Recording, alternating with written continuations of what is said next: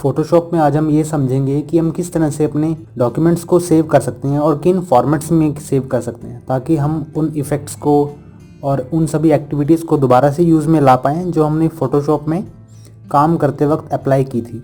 तो यहाँ पर हम सबसे पहले ये देखते हैं कि हमारे पास टोटल नंबर ऑफ़ लेयर्स कितनी हैं।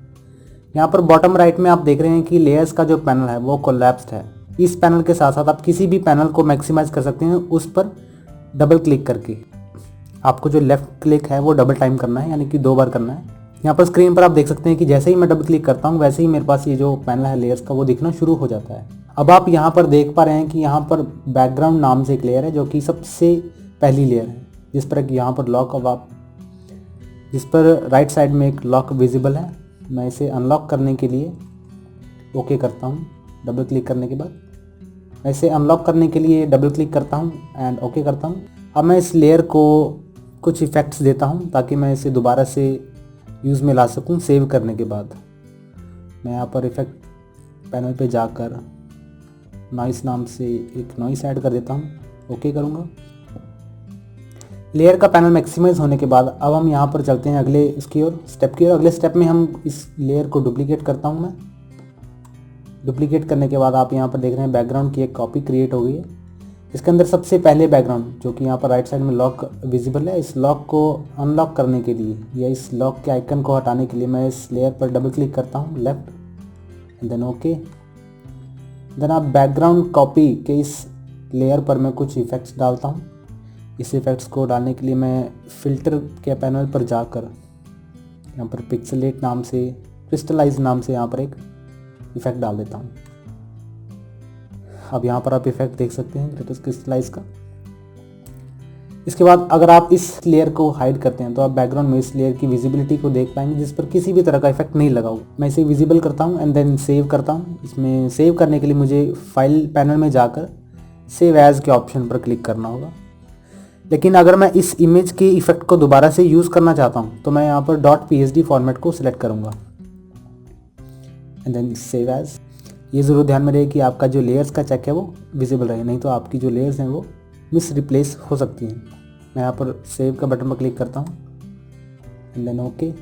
इसके साथ साथ अब मैं इस लेयर पर दोबारा क्लिक करने के बाद इसे एक अलग फ़िल्टर देता हूँ, इसे एक अलग इफ़ेक्ट देता हूँ जिस पर मैं शार्पन के इफेक्ट को अप्लाई करूँगा और एक इफ़ेक्ट और डालते हैं इसमें।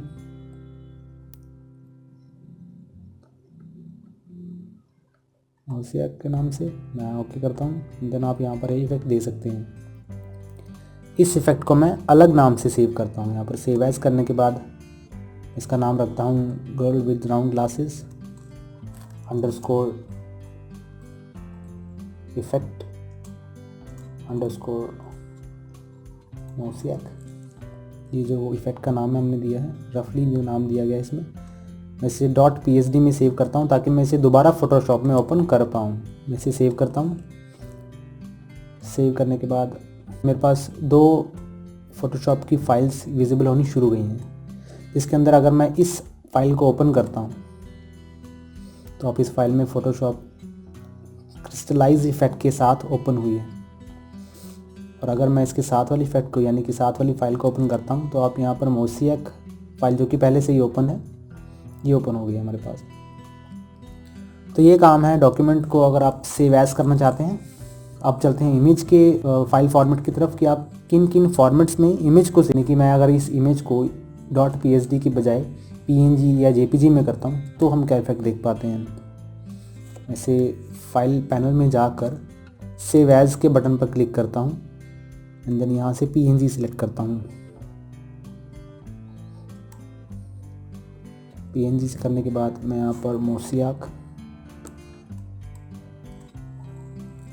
_png से देन ओके।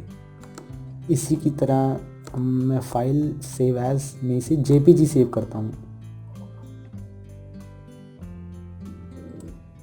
.jpg _jpg मैं इसे सेव करता हूँ।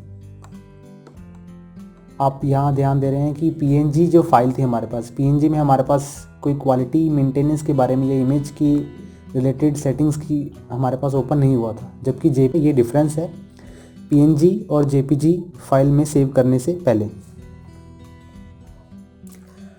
आप यहाँ पर सीधा सीधा डिफरेंस ये देख सकते हैं कि PNG में जो हमने फाइल सेव की थी उसमें हमारे पास इस तरह का ऑप्शन नहीं था, क्वालिटी मेंटेन हम नहीं कर सकते इसके अंदर, क्वालिटी रिलेटेड सेटिंग्स नहीं थी PNG में, जबकि JPG में हमारे पास यहाँ पर विजिबल होनी शुरू हो गई है। आप यहाँ पर अलग अलग तरह से इमेज को सेव कर सकते हैं। अगर आप इमेज को ब्लैक एंड वाइट दिखाना चाहते हैं तो आप इन ऑप्शंस पे ट्राई करें। अगर आप ग्रे या किसी भी तरह का ऐसा इफेक्ट या कोई कस्टमाइज इफेक्ट डालना चाहते हैं तो आप इस पर क्लिक करें। लेकिन मैं इसकी क्वालिटी को भी यहाँ से मैनेज कर सकता हूँ, हाई, लो, मीडियम, मैक्सिमम। लेकिन JPG में ऑलमोस्ट बाय डिफ़ॉल्ट जो क्वालिटी रहती है वो 8 पिक्सल्स की रहती है। एंड आप इस एरो से मूव कर सकते हैं। यहाँ पर बेस लाइन यहाँ से चेंज कर सकते हैं। इसके बाद मैं जब इसे ओके करता हूँ तो आप JPG की फ़ाइल को यहाँ पर फाइल एक्सप्लोरर में देख पाएंगे। हमारे पास ये जो फाइल है ये JPG के नाम से, जो कि आप यहाँ पर देख रहे हैं, और ये जो फाइल है ये PNG के नाम से। तो ये दोनों में ज़्यादा डिफरेंस नहीं होता। जबकि आप PNG की जो फाइल फॉर्मेट है, PNG का फाइल फॉर्मेट अधिक साइज़ में यानी हाई साइज़ में सेव होता है, जबकि JPG में ऐसा नहीं होता, वो कम साइज़ में ज़्यादा से ज़्यादा पिक्सल्स कवर करने की कोशिश करता है। तो ये थे एक इमेज को सेव करने के कुछ ऑप्शन। ऐसे कई सारे ऑप्शंस और भी हैं जिसे हम बाकी की कुछ वीडियोस में देखेंगे। लाइन बाय लाइन आप इसे देख सकते हैं।